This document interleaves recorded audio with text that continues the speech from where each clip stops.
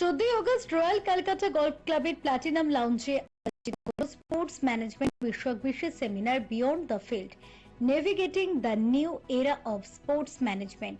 George কলেজের sports management বিভাগ এবং প্রোটো স্পোর্টসের যৌথ উদ্যোগে এই বিশেষ সেমিনারের আয়োজন করা হয়।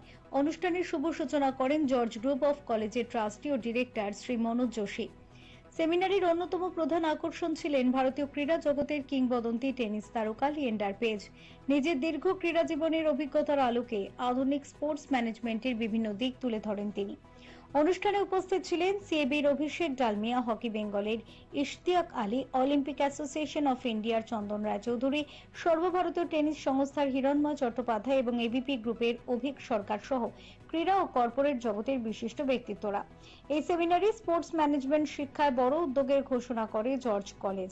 পূর্ব ভারতের প্রথম অনুমোদিত কেন্দ্র হিসেবে ইউকের কোয়ালিফিকেশন স্কটল্যান্ডের সঙ্গে আন্তর্জাতিক সহযোগিতায় স্পোর্টস ম্যানেজমেন্টে ইন্টারন্যাশনাল ডিপ্লোমা চালু করার কথা জানানো হয়।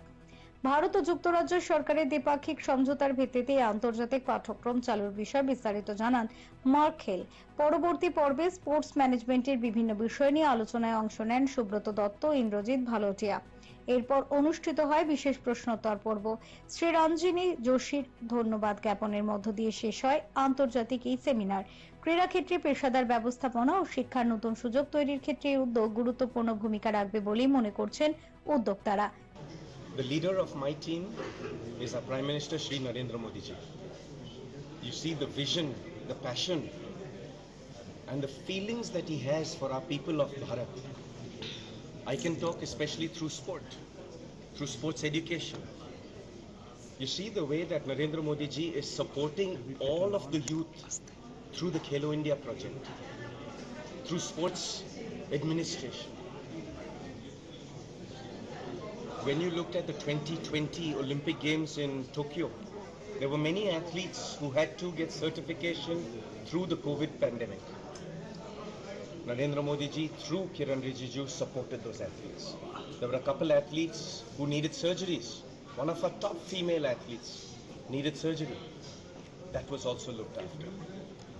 When you look at the recent concluded Commonwealth Games and the fanfare with which we are going to celebrate the 2030 Commonwealth Games in Ahmedabad, this is a vision of Shri Narendra Modi.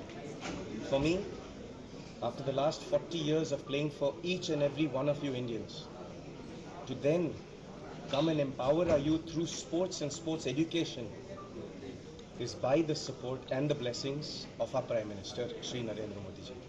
For me, to go out there and spend time with the youth through the Olympic movement, through the Khelo India movement and through all sports, to bring in international sports science, mental health, physical fitness, emotional fitness and technical training of sport.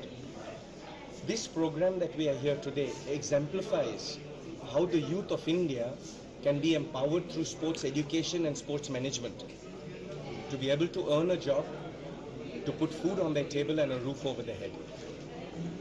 My focus is to empower every single youth in our country to be able to put food on their table through sport and sports education. সেই খেলাধুলোটা এগোতে পারে, সেই জন্য এই কোর্সের প্রত্যাবর্তন এখানে। এবং আমরা জজ টেলিগ্রাফ সব কিছুতেই এগিয়ে আছি। আমরাই সব নতুনের সূচনা করি। ঠিক তেমনিভাবেই যেরকম বহু বছর আগে আমরা, বহু বছর বলতে প্রায় 21 বছর আগে স্পোর্টস ম্যানেজমেন্ট শুরু করেছিলাম, এখন আমরা এমন একখানা কোয়ালিফিকেশন বা ডিপ্লোমা ছাত্রছাত্রীদের সামনে দিচ্ছি, যেটা করে তারা সারা পৃথিবীতে যে কোনো স্পোর্টস প্রফেশনাল হিসেবে তারা যোগদান করতে পারে এবং চাকরি করতে পারে এবং জীবনে সফল হতে পারে। Bureau report, channel 10।